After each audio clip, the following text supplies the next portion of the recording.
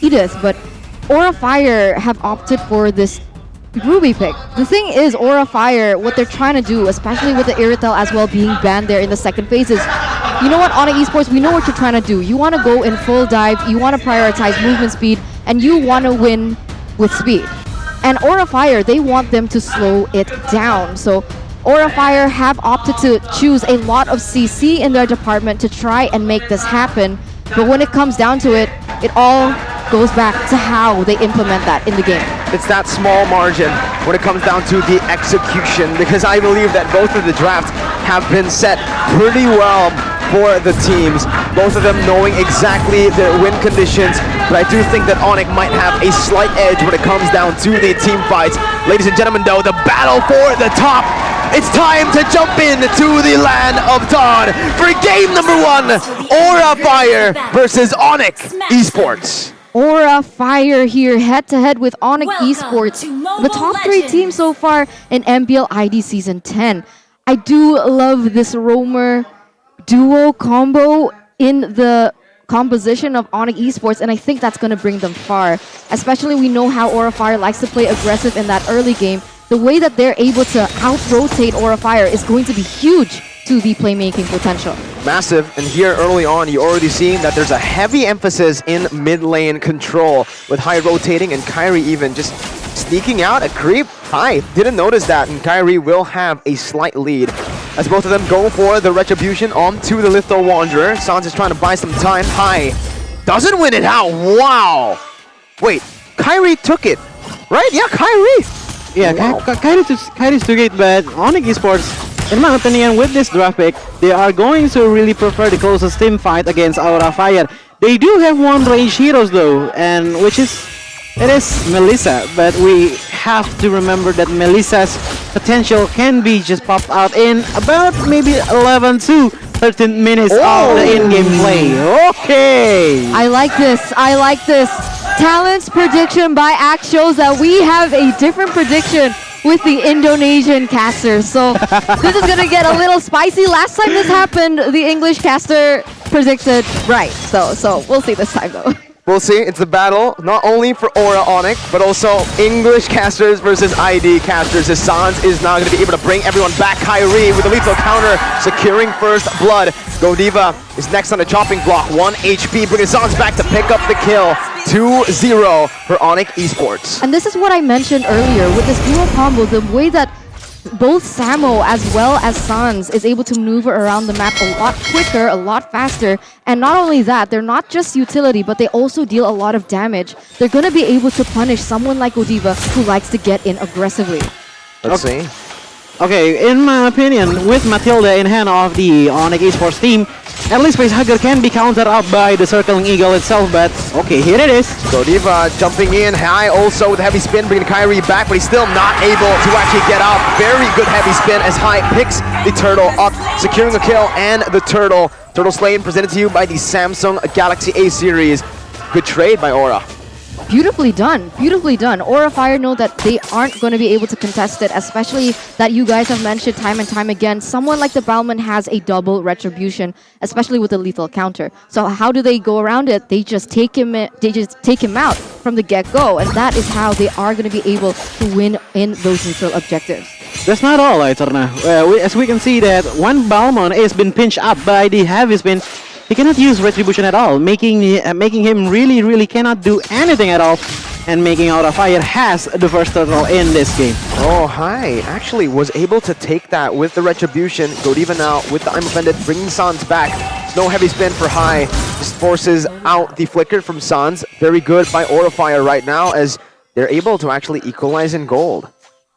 Okay. In these early games, we can see that even in the gold gap section, we cannot see that really big gap between the ONIC Esports and the Aura Fire team, but in the rotation area, we can see that Aura Fire is more aggressive rather than ONIC Esports. They are trying to play defensively. They are not trying to aggressively, and this is a big problem in the top lane. Kabuki cleaning off the goal on the CW turret, making Kabuki is going to be more rich, more gold than CW itself. And even when we look at the emblem, weapon mastery has been taken off. Wow, Mid lane though, beautiful play there by Aura Fire, getting a pick off onto Sans. He wasn't able to pop the Cult Altar. In the top side, we do see a 2v2. Godiva was looking for an I'm Offended, noticing that he doesn't have it yet. He just backs off. So far, that does seem to be the case. Aura Fire, once again, with ONIC Esports, not much of a gold distinction. But remember, 5 minutes in, almost, and the next turtle is about to spawn. We do see that ONIC Esports, for the moment, has the better setup. But Aura Fire, very quick to respond to this. Let's see, both teams onto the turtle. Kyrie is able to actually bring the turtle back into ONIC's side. Aura looking for the play. Godiva jumps with the Iverfed Flicker combo. High wins out the Retribution battle, but he's going to be pinned down by the go away. He's taken down. A kill traded in for the turtle. As Boots jumps into the back line. Fluffy's going to be taken low as Godiva falls to the hands of Samo. ONIC win the team fight. Aura secure the objective. 2-for-1 trade for the side of ONIC Esports. And so far, it does seem like both teams are quite equal. I think both of them have opted to get the dual action by Axe, the new Axe effect, because the better you smell, the better you play. Alright, in this early game, I still cannot see which one has the more advantage than the other one, but if we're looking at the rotation itself, Aura Fire seems like they do have some objective really straight up set up by the Paquito side and the CW side. We can see that the place has been taken down by the CW, and even at the bottom lane, Fluffy.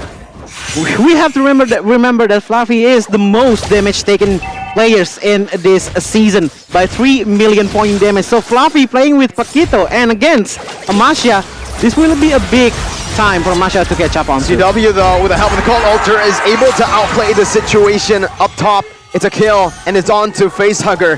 Kabuki forced to back up. ONIC Esports want to push on the pace. They want the turret. They want to convert on an objective. Sans diving in already with a shadow. Stampede. Samo jumps in with a circling eagle, bringing Godiva back to the dolls as CW just wreaks havoc, popping the Inspire as well. Picking up a turret. Sans now again with the Stampede, trying to bring them back, almost dishing enough damage to take them down. Meanwhile, in the mid lane, Kyrie was able to clear out that wave, so Aura couldn't actually look for any trades. So unfortunate though, Aura Fire initially had the better setup, but the movement speed coming in from Sans as well as Samo was just too much. They instantly rotated towards that top side and turned the entire situation around. Okay, this is some unique item from Melissa. We can see that the first item is Lilac Plates and then follow up by some Windtalker, but he does not secure any shoes or boots at all, making the ONIC Esports team in the CW side, he's kind of low on movement speed.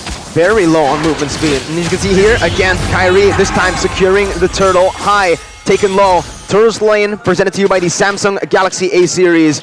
A very good objective take by ONIC. And again, it's the little wins that ONIC are able to get in the game, like that top side turret, to actually set up for the next one. And so far, it's actually starting to deal up as well. ONIC Esports already with a 1,000 gold lead so far. It does seem like Kyrie as well as High battling it out a little bit there in the top side. And it's interesting because Aura Fire so far, they haven't been able to be as aggressive, trying to focus on the objectives. But up until now, even Fluffy on his signature hero can't do much in that bottom side. Again, Fluffy, he's going all out, alone, up there, and using Flicker just to escape. No backup from the Aura Fire teams make Fluffy just wasting his resource skill. A massive resource spent there. Yes. Flicker. It's going to be very, very big, especially for ONIC Esports, who has Cult Altar, who can force fights very easily right here. Aura Fire, they're a bit more slow. They're a bit more reactive when it comes down to the team fights. They need to wait for ONIC engage, but right now, ONIC, they don't want to engage. What they want to look for is turrets, obviously, with CW taking that in the bottom side. Boost jumps in with the Thunderclap onto Kabuki. Kyrie is here as well. Kabuki taken low. Heavy spin, though, by High, peeling away for Kabuki. Good synergy by the two Aura members, as ONIC Esports are forced to back up from that top side. That small skirmish reminded me of my childhood. Why? You know the spinning... Beyblades. Beyblades, yeah. Oh wow, yeah, okay, that's quite a sight to see right now. And for the moment, we can see ONIC Esports still with a 1,700 gold lead, and CW once again still staying true to his name. Fun fact is he has one of the most highest damages to tower, number one actually, to tower, and that's exactly what he's doing. They can't really go for these aggressive plays. They know how Aura Fire reacts, and so they just go for the objectives, and so far it's been working really well for them. They do have the better map pressure as well because of the top and the bottom side has been taken down. And not only that, if we're comparing it to the contest on the Lord itself, Hai is actually having more chance to get the Lord since he has some heavy spin. But that can be also be countered with Suns using a Cult Altar. Yes, they are going still to achieve some of the crowd control from Hai itself, but at least if the Aura Fire teams has the Lord itself, ONIC Esports can punch back Aura Fire with a team fight then, and maybe can take down 3 or maybe 2 people from the Aura Fire. It seems like ONIC Esports have actually opted to retreat from Aura Fire. Now you can see that Kabuki is actually rotated towards that top side to clear in those lanes, spreading pressure and to force ONIC Esports to deal with that to get a man advantage in this situation. We see though as well that Fluffy is already on the way. He's going to be first to the fight. A one-man advantage as Samo gets stunned up by the bottom group up, but that's going to be the Cold Ulcer play. Samo losing that Cold Ulcer HP as the backline will be targeted by ONIC Esports. Fluffy doing the same thing onto Samo, flickering out. Go Diva taken low, but it's going to be Kabuki who finds the kill. Lethal counter by Kyrie, equalizing as Kabuki is forced to back up, flickering out. But look at that, Go Diva's 1 HP. Samo took him down. A 2 for 0 for ONIC Esports, but look at Fluffy. He's waiting in the midst. He's looking for a steal, a miracle play. Will it happen? Fluffy jumps in.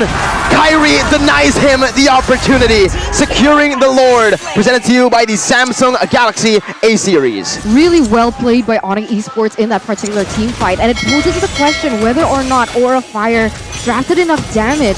They do have single target from Kabuki, but ONIC Esports with the Melissa, they do have the AoE advantage when it comes to that 5v5 team fight. Yeah, with the gold models, and even when we see at the KDA itself, CW hasn't been taken down anywhere. We can see that 1 kill, 0 death, and 7 assists. And one thing that I'm really surprised with CW is how his trigger finger is actually working. With the go away, he's really benefiting from the space that from Suns make with the Cold Altar and giving some free hit to the Aura Fire, making them retreat. And even so, the Lord has been secured by ONIC Esports because CW can poke around the Aura Fire teams and making them go back. And look at the macro plays here from ONIC. Again, they use the Lord not to push. They use it as a distraction to push the other side. Mirroring the Lord and forcing Aura Fire to respond to all of these plays happening simultaneously. ONIC are masters of this game, and Kyrie just stole away a little creep. That sucks. Sucks for Aura. Sucks for Aura. I mean, you already got this much. Why do you have to push it in even harder? ONIC Esports now leading with 5,000 gold lead, and so far the main man here, Facehugger, with one of the most assists in the game as well, is using Yves, but unfortunately it hasn't really amounted to much. He's chosen it 9 times, 67% win rate, but every time he pops up that real-world manipulation, it's always just cancelled. ONIC Esports, they know exactly what the winning condition is and knows exactly how to implement it as well. In my point of view, Aura Fire's draft is going to have a big team fight with Facehugger and Godiva combined, and also Kabuki as the DPS from the Aura Fire team. Hai is going to be the momentum maker with the pinching with the heavy spin, and even when we see with the item itself, Hai is only taking 2 slots of item with the Guardian Helmet and the Curse Helmet, but if we compare it to Balmon, this is a massive gold lead. With the Balmon itself, 8,000 gold. When compared to Akai's, it's just 5,000 gold. This is a really big gap. Even when we look at the Akai, Molten Essence, Anti-Cuirass, Guardian Helmet, Radiant Armor, and still like this, meaning that Balmon, by taking a presence on the team of Aura Fire, he's still doing damage with the Molten Essence. Even though ONIC Esports are winning it out so far in terms of that economy, but I think that has to wait. Hai, forced to retreat right now, is able to get so much damage taken onto him. But what I wanted to say was never count out Aura Fire.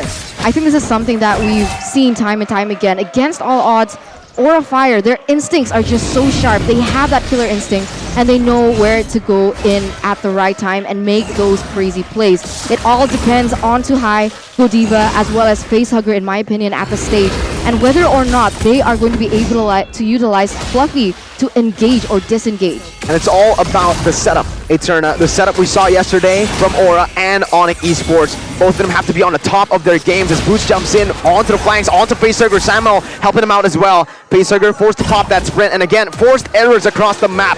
Called Ultra plays down to bait out a few abilities and to zone Aura Fire away. Lord taken down to 10,000 HP, instantly slain by Kyrie.